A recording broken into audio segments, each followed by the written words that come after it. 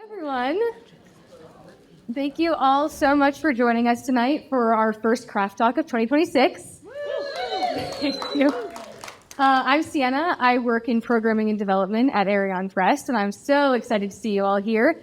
I'm very happy to be joined by a few of our other program committee members in the audience today, including Ted Joya, Megan Gibbous, and Brian Ferret, who helped dream this series up and helped bring it to life in the last year. I also want to extend a very special thank you to our board chair, Taylor Kirkpatrick, whose remarkable generosity and support has made this series possible. Yes, thank you. The best part about this series is that it brings in a lot of new faces who have never been to a program at the press before. So for all of you first-timers here, I'll give you a little background on who we are and what we do. So downstairs on the first floor of this building is Arion Press. It is the country's only fully integrated facility to make books entirely by hand under one roof every day. This includes our very own foundry, M&H Type, which is the country's oldest continuously run hot metal type foundry, along with a press room and a bindery that work together to bring contemporary artists into conversation with classic literature to make one-of-a-kind fine press books. What sets our work apart is our team of expert bookmakers who craft every element of every book entirely by hand, from the comma to the cover, every piece. Our mission through our publications and our programming is to preserve, celebrate, and champion traditional book craft in a digital era. Now, as you may know, we're at a time where many traditional crafts are being lost to a digital age, but we are proud to say that our facility downstairs remains the most extensive facility in the country in daily operation to make books by hand from start to finish.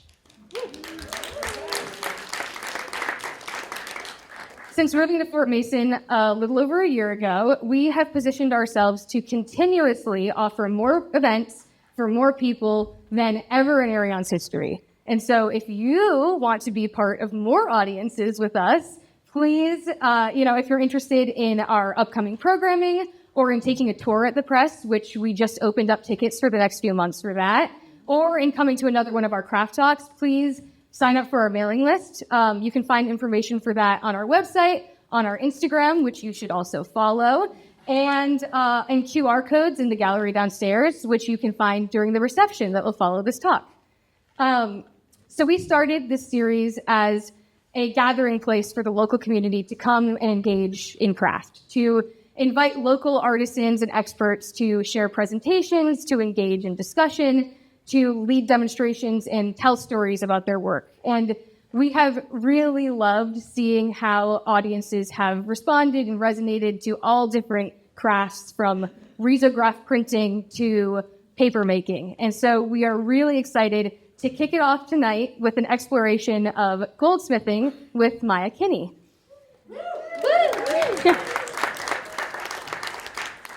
Maya is a poet and goldsmith based in San Francisco. Her writing explores the intersections of craft, language, and the body, examining how making and materiality shape perception, memory, and repair. As a goldsmith, Maya reflects on material transformation, endurance, and loss, as well as the many ways gold has shaped history and carried stories across time. Part artist, part historian, her practice seeks to understand how materials perform both physically and poetically. Her jewelry and sculptural work have been exhibited nationally and internationally and featured in numerous publications. Maya has taught at Penland School of Crafts, CSU Sacramento, and Sacramento City College. She holds an MFA in metalsmithing from Cranbrook Academy of Art and a BA in Spanish literature from Reed College. She is a 2025-2026 Brown Himner resident with the Friends of the San Francisco Public Library. Maya works out of a studio cooperative on historic Varda Landing in Sausalito. So, without further ado, please welcome Maya with her Meditations on Gold. Thank you to Sienna and to Arion for inviting me to give this craft talk. A little bit about the structure of this talk. I'll begin and end with a poem. In between, I'll read a series of short meditations on gold. These meditations have copious notes, and I'm happy to answer any questions about the source material afterwards. Gold is a material that has been mined and worked by humans for 6,000 years. My perspective represents one small grain of a vast material history. With so much weight attached to it, value, beauty, violence, myth, enlightenment, transformation, how can we re-see this material and maybe learn something new about it? This poem is called Material Memory. The gold had been a crown worn by a Neolithic queen, paper thin before there was paper, hammered with stone on stone in the open air, then twisted into an elaborate torque. The gold had been a pair of Egyptian sandals, sculpted into cats and buried with the dead, their bodies curled in fear, in alert. The gold had been a gilt phallus used in a brothel in Pompeii, in hot cinnabar-stained rooms. The gold had been at least 18 wedding rings, 1 papal ring, a salt cellar, snuff container, a full set of teeth, a smile, and a frown. 20 coins used to buy a small ship, the ballast, sails, and anchor, 3 more for food for the men who would fall onto land months later with calloused hands and heavy beards, men who would scoop water into those hands and drink, the water fresh, ice melt, glacial.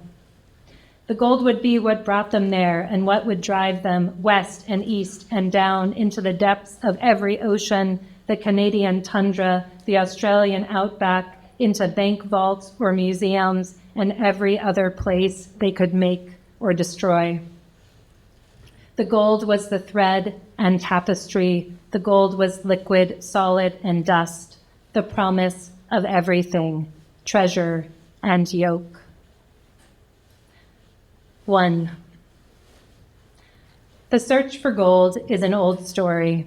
Its elements, greed, mercury, violence, prospecting, and gold, are the protagonists of myths and stories throughout time and across cultures.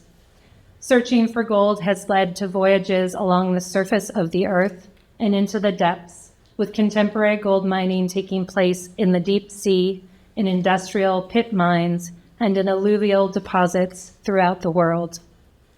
While extraction technology has improved, demand for gold continues to rise. Finding gold, even small grains of it, represents a path forward economically where none existed before.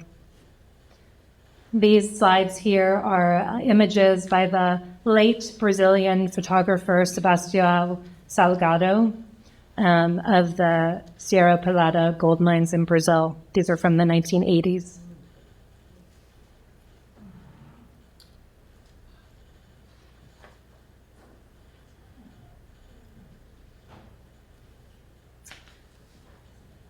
The 13th century Sufi poet, Rumi, began to whirl and recite poetry after hearing a goldsmith, possibly his friend Salahuddin, forging metal in the marketplace. The hammer becomes meter or syncopation or a refrain. This was a craft crossover, the goldsmith's gift to the poet, like a weaver shows a novelist how to add structure and unfold it across the expanse of a textile. Rumi's goldsmith, seeing him moved, kept hammering. In the end, the gold was too thin to be used for any jewel, having been beaten too much. All that was left were the poems. A goldsmith is one who makes articles out of gold, a practitioner of an ancient art form and often commissioned to make objects of immense cultural importance. Many of these objects are housed in museum collections around the world, supplying the contemporary goldsmith, academic, or material historian with information and inspiring further research. Nevertheless, the majority of gold objects throughout history have been melted down and recast. Gold is conductive, malleable, ductile, impervious to tarnish, and can be easily brought through a series of physical transformations, from solid to liquid, back to solid within a matter of seconds, and with a suitably hot fire. This particular quality of gold makes it difficult to trace. The material worked by the contemporary goldsmith might have origins in a mine, a pawn shop, an ancient gold artifact, a coin, or all of the above.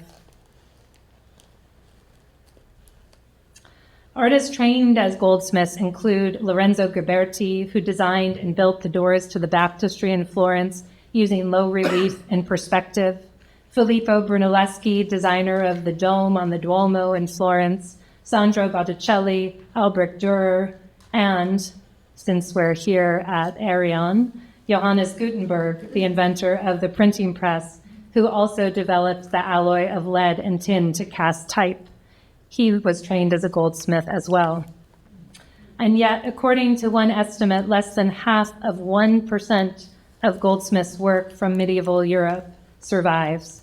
Renaissance gold work has not fared much better.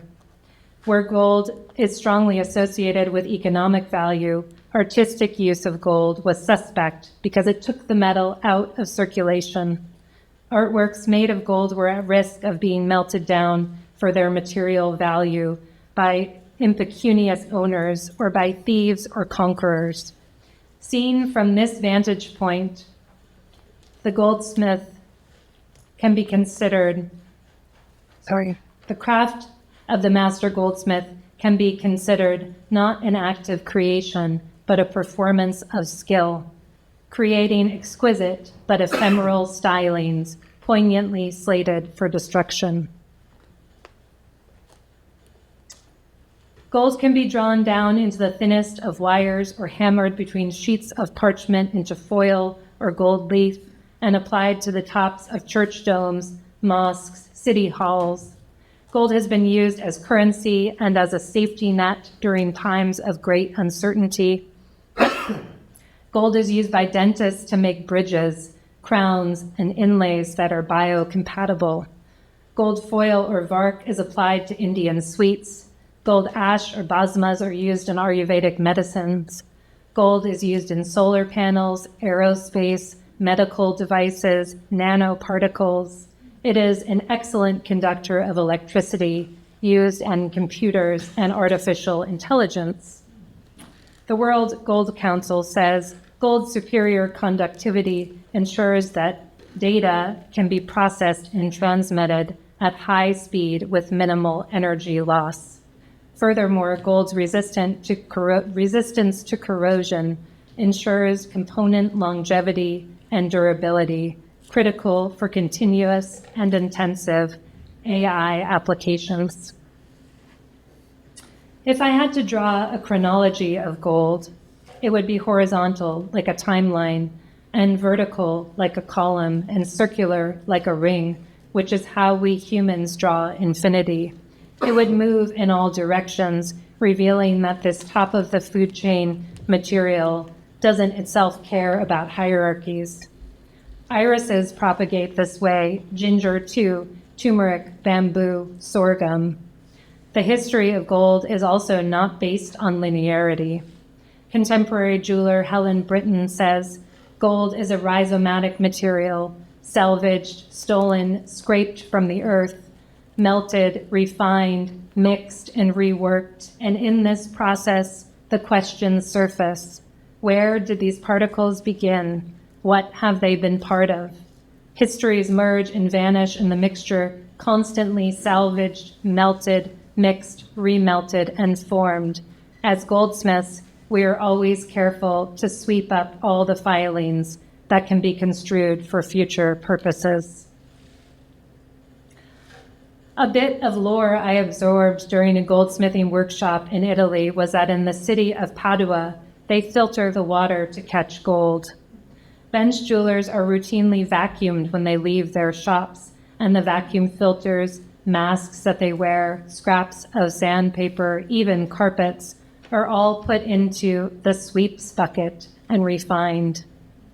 When gold is high, we goldsmiths traffic in dust. Working with gold means moving between two scales, small and large. The ring, the coin are linked with global communication networks and commodities trading.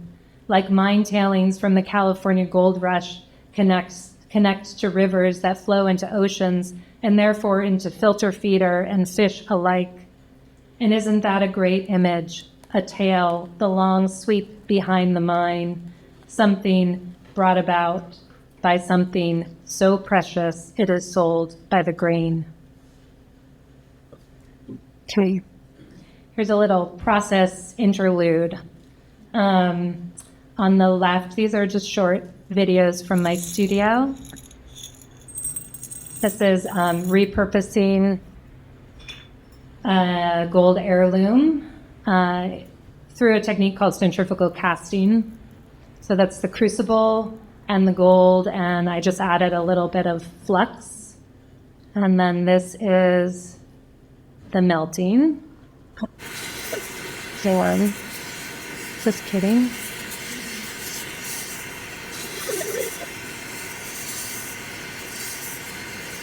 And then you'll see it start to pull together into that ball. That's the melting. And when I remove the torch, see how it has So the skin? you should be So able now to I'm see ready to pass. the metal So forming on three, following I'm the movement of my torch. It gathers into a ball that looks a lot like quicksilver, and then the casting is flung using centrifugal force into the mold. And there are some props downstairs where the reception is. And then on the right is the quench. So this is the mold being quenched hot.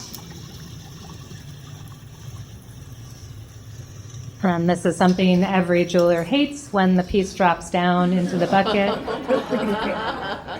and you have to fish it out.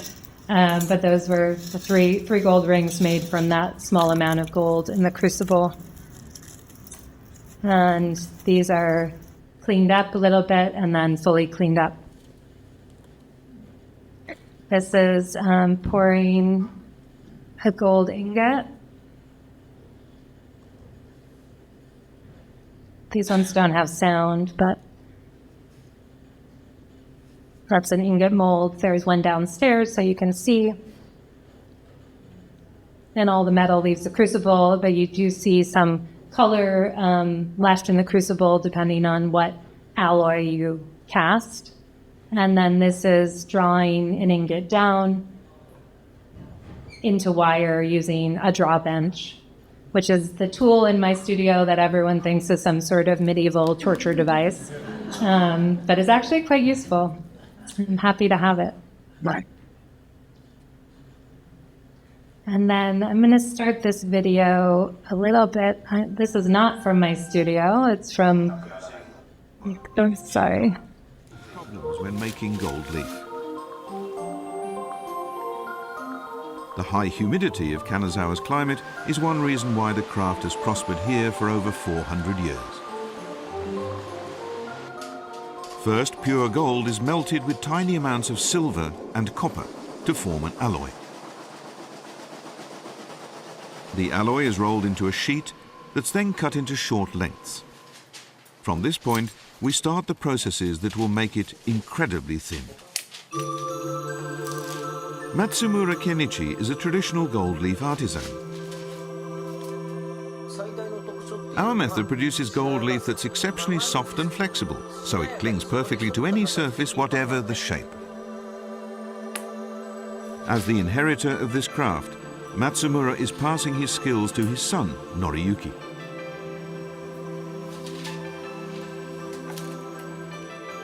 They're placing sheets of gold leaf between layers of washi paper. But this is special washi, made by a unique process. Rice straw is burned to produce ash. Adding water to the ash makes lye, in which the washi is soaked. We can't make ultra-thin gold leaf if static electricity is present. Soaking the paper in lye is an effective way to prevent static being generated. At this point, the gold leaf is about 1/5000th of a millimeter thick. Now they move to the most important process. It may look like the hammer is beating the gold leaf to thin it, but that's not what's happening here. It's not the beating that thins the gold leaf, it's the heat it produces. The heat generated by the hammer blows softens the gold leaf so it gradually spreads out, eventually becoming as thin as 1/10,000th of a millimetre. The artisan taps the surface of each sheet to check the quality. This reveals its distinctive softness, more luxuriant than other gold leaf methods.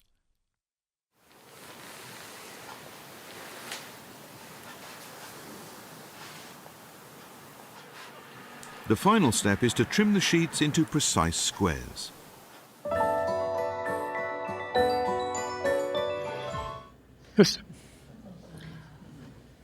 I shared that video just because it's such a fascinating process, and it covers a lot of the processes that are important to working with gold, and shows how something so small can then cover something like a church dome. Today, I could exchange the jewelry I wear on my body for a used pickup truck, a handful of metal for 1.71 tons of steel. Golden Almanac. So this is from the World Gold Council's website. The almanac is mine. In May 1977, the month and year I was born, a troy ounce of gold cost $161. Jimmy Carter was president of the United States. The interest rate for a 30-year fixed mortgage was 8.5 to 9%. A Ford F-100 cost around $4,400. Star Wars premiered. The second version of an Apple computer was released, and the Western states were experiencing severe drought. Today, February 19th, 2026, a troy ounce of gold costs $5,004. The interest rate for a 30-year fixed mortgage is 6.13%. A Ford F-100 costs at least $30,000. Whole industries are being raised and rebuilt around artificial intelligence. ChatGPT 5.2 is released. The Western states are experiencing severe drought, or they are being inundated. Today, the price of 10 troy ounces of gold is $50,040. What is gold? An element on the periodic table, unsynthesizable, although many have tried. The Incas considered it the sweat of the sun, the Aztecs the excrement of the gods. The Hindu god Shiva is fluid gold. Ancient Egyptians thought gold was the flesh and blood of the gods. Spiritual texts like the sutras were written in gold or illuminated with gold leaf. Gold signifies enlightenment, transformation, and spiritual wealth. It represents overconsumption and greed. It can be flung across buildings to show power, status, and standing, as in the recent gilding of the Oval Office under the current administration that conveys the idea of wealth and prosperity in a maximalist way. Or it can be cast into toilets, as in, here we go, as in this piece by Italian artist Maurizio Cattelan from his 2017 Guggenheim exhibition entitled America. This is a quote: "The gold toilet, a cipher for the excesses of affluence, was available for all to use in the privacy of one of the Guggenheim single-stall, gender-neutral bathrooms. More than 100,000 people waited patiently in line for the opportunity to commune with art and nature." Okay, it's a little more serious now. Of course, gold is also beauty, light, and redemption. The sculptor Ronnie Horn, whose father owned a pawn shop, worked with gold in this way, saying of the material, "There is so much historical and individual relationship to it.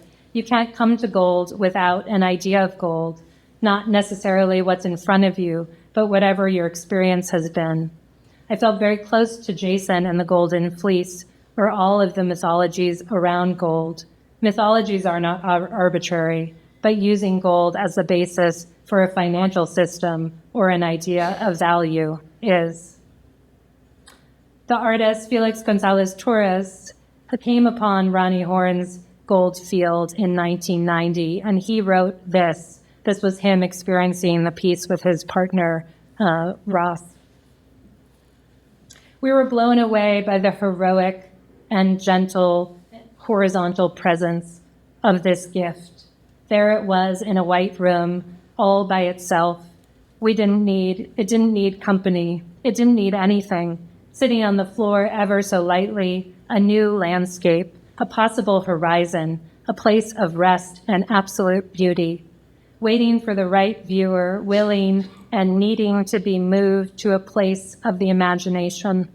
This piece is nothing more than a thin layer of gold.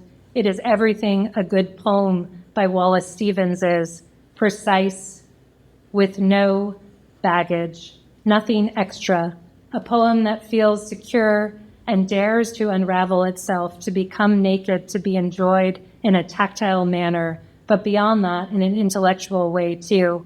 Ross and I were lifted. The gesture was all we needed to rest, to think of the possibility of change. This showed the innate ability of an artist proposing to make this place a better place. How truly revolutionary. This was a joint exhibition that Ronnie Horn and Felix Gonzalez Torres had before his death from AIDS.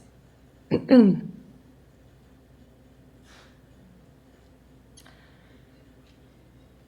6,000 years, 218,000 tons of gold have been extracted from the earth, and perhaps 60,000 tons remain unmined. 3,000 tons are mined annually, with 10 to 15% of that mined by small-scale artisanal miners. Declan Walsh, chief Africa correspondent for the New York Times, says it's really hard to trace gold. It can be melted down. It can be mixed with gold from other places. It doesn't have a sort of geological signature the way that diamonds do, for instance. Current conflicts in Sudan are being funded by gold extracted by small-scale artisanal miners, with much of that gold heading to the United Arab Emirates. The mining work being carried out in Sudan, Walsh says, is by desperate labor, people who are turning to gold mining because, frankly, there is no other source of income left. The war has devastated the country's economy. Venezuela also has large gold deposits. Gold was responsible for the great reconfiguration of the world. Columbus may have been looking for India and spices, but Hernan Cortez was after gold. Like hungry pigs, they craved gold, says the Nahuatl text preserved in the Florentine Codex, which these images are drawn from, a work of 16th century ethnography compiled by the Franciscan friar Bernardino de Sahagún. It documents when Cortez arrived in Tenochtitlan, the splendid Aztec capital, the Spaniards entered the treasury and then made a large ball of gold. They set fire to it, ignited, and burned everything else, no matter how valuable it was, with which everything burned. And as for the gold, the Spanish melted it down into bars.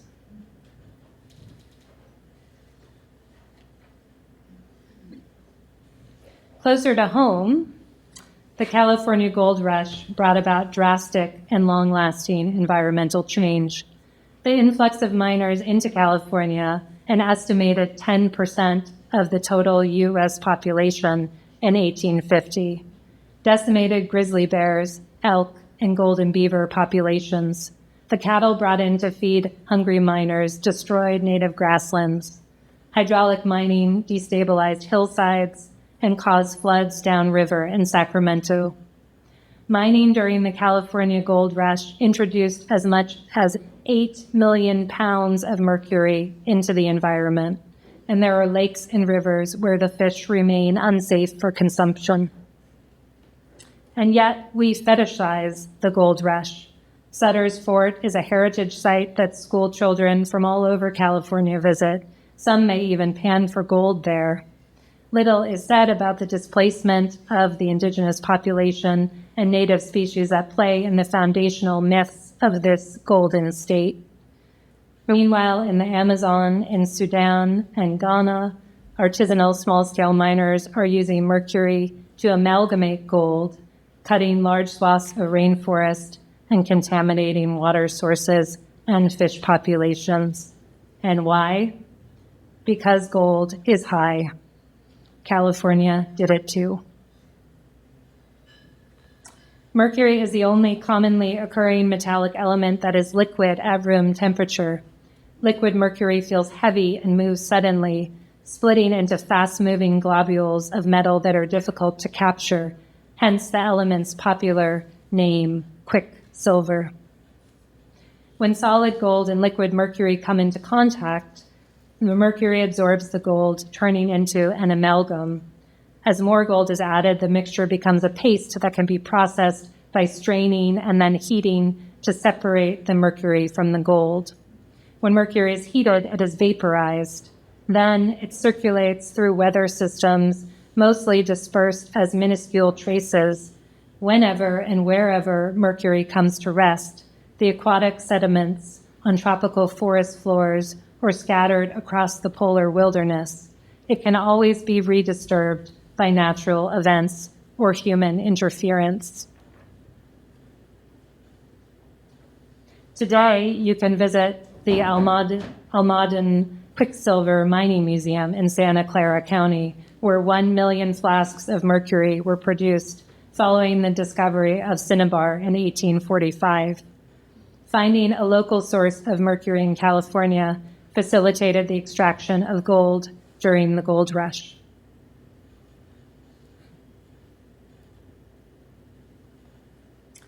A little bit about measuring gold. It is sold in troy ounces, originating in Roman times as a unit for measuring bronze currency. The troy ounce is now an imperial unit of measure that is used only for precious metal measurement. 1 troy ounce equals 31.1 grams. Pennyweights are another way we measure gold that originates in 15th century England, where 20 penny coins made up 1 troy ounce. 1/20th of a troy ounce equals 1 pennyweight. In India, gold jewelry is sold by the gram, and it is 22 karat or 24 karat in purity. Carat refers to the percentage of pure gold or 24 karat gold present in the piece of jewelry.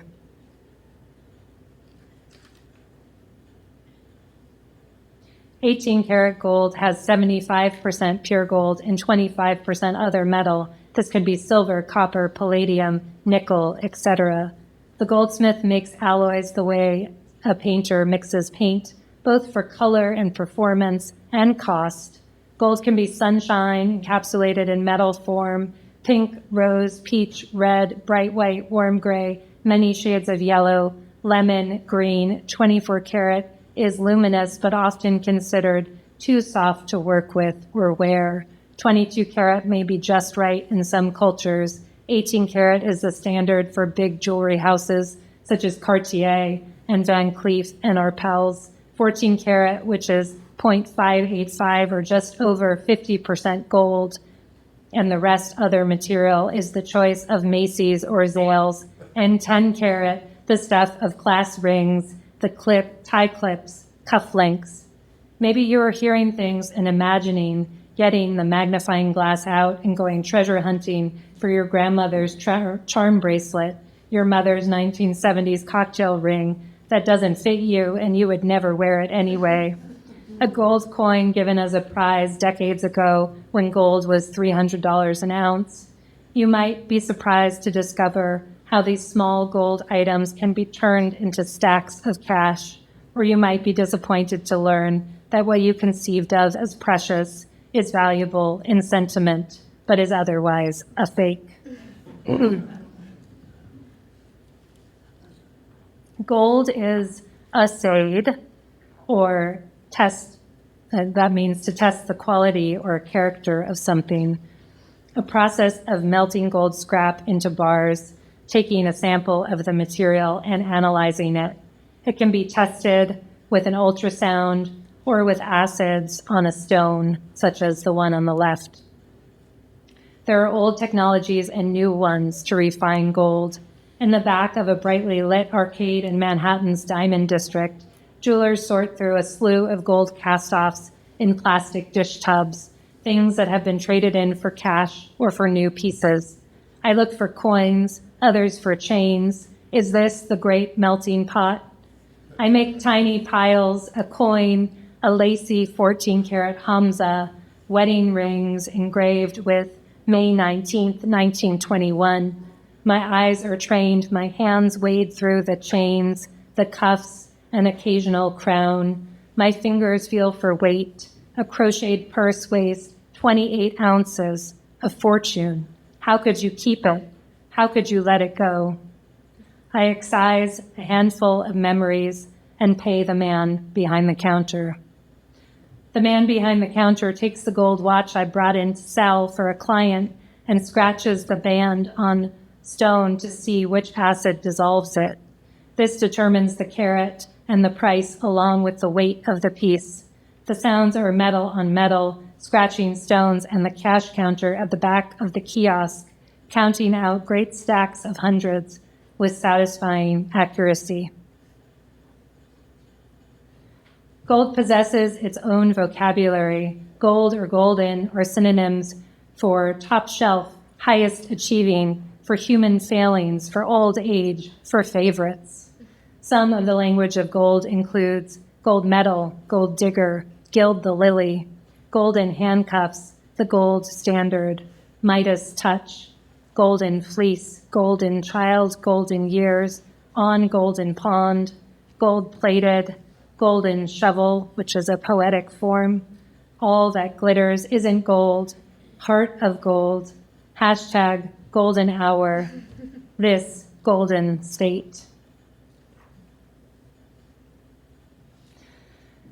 I began working with gold I began wearing gold long before I worked with it. First, these tiny 22-karat gold bangles given to me as a toddler on a trip to southern India where we would visit my father's family in Chennai. I began thinking about gold's lasting qualities when I saw this National Geographic cover about the discovery of Herculaneum. The beautiful gesture of the skeletons to shield a child and the bright, untarnished presence of the gold rings made a lasting impression. When I was in graduate school in 2006, my father gave me his mother's purse, full of all of her jewelry, as well as photos, bobby pins, everyday objects like dentures, and many ounces of gold jewelry. I treated these materials as an anthropologist or an archivist might, cataloging, measuring, weighing, putting them in relationship to one another, finding resemblances between the everyday and the ornamental. She wore coins as currency and as adornment. They were cash on hand and a signifier of wealth and status. Attached to heavy 22-karat chains were the ordinary safety pins she would have used to pin her sari to her blouse, a bit of silk thread wound around a pendant veil, dust and skin cells that collected in the box clasp of her gold watch. During this time, I returned to Tim Robbins' novel, The Things That Carried, a refrain that runs through his book about the Vietnam War and mixes with violence, luck, sentiment.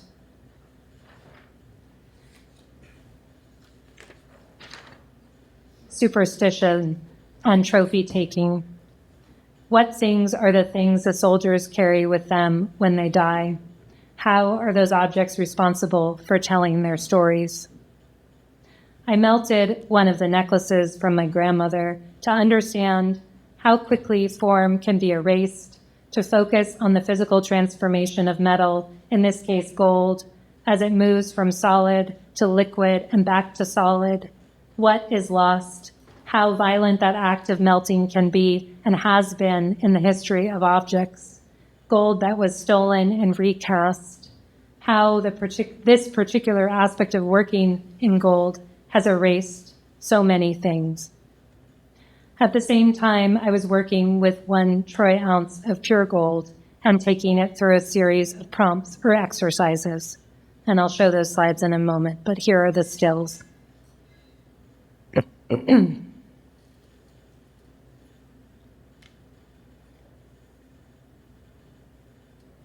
this is pouring the gold into water. And that's the ingot that's left.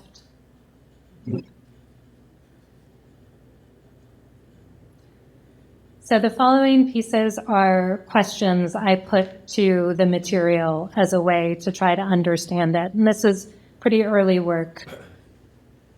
And this piece is a gold map. So here the question was, how ductile is gold? How fine a wire can it be drawn into? What is the scale of it? So I made a 22 karat gold ingot, forged it, and drew it down into a really fine wire. And then I formed and hammered it to give it a little bit more surface area. And this piece is spread out over a 4 by 8 foot expanse. The gold salt, how much could I raise a gold sheet? Could I make it look like paper? A gold drain installed in a chemical sink for etching chemicals. Could it resist corrosion? A more recent series of work uses 1/4 ounce gold coins. And in this series, I explore the balance between currency and jewels, similar to the necklaces my grandmother wore. While keeping the gold carat high, how could I work within the confines of a 1/4 ounce by stretching, rolling, printing, forming, fusing, and texturing the surfaces, often preserving the coin's serrated edge? The earrings on the right, the ends of the earrings are made from the material that was removed in the drilling. This piece is hammered with small chasing tools and then worked from the front as well. That's a technique called repoussé. This is a gold coin that I put underneath a power hammer with a texturing die. So I brought it into a blacksmith shop, which is actually the same, it's just bigger. And then the bail on this pendant was cast. This is another piece I worked on in a blacksmith shop. This one put underneath a really big press with a steel plate I had forged. And then this is a ring made out of 1 full troy ounce of gold. So a little process here. I first defaced the face of the coin with the welder. This is a Liberty coin, so I did a little bit of erasing. And then I center punched it and worked it from the inside out, forging it into this ring. And it still has some of the detail of the coin face. And then the piece on the left is a bangle forged out of 1/2 ounce of gold, again from the center out. And the piece on the right is a brooch. This one does have some solder introduced into it. It was rolled, cut, soldered, and then put back together again. These are stills from Schindler's List. Here, I'll just leave them up. So I knew when I was giving this talk, I wanted to end with this poem by Robert Frost. I grew up in New England, and so he was one of the first poets I ever read. And I wanted to read this poem, and in my research, I discovered that he had whittled it down to an octave, or 1 stanza of 8 lines, in which the last line, "Nothing gold can stay," is also the title. But first, he had a draft of 3 stanzas. And part of what I try to understand in my writing practice is how to edit. So Frost edited down the 3 stanza poem, but I wanted to share with you his original last stanza, and then I'll read the final poem, which many of you might know already. In gold as it began, the world will end for man, and some belief avow the world is ending now. The final age of gold in what we now behold. If so, we'd better gaze, for nothing golden stays.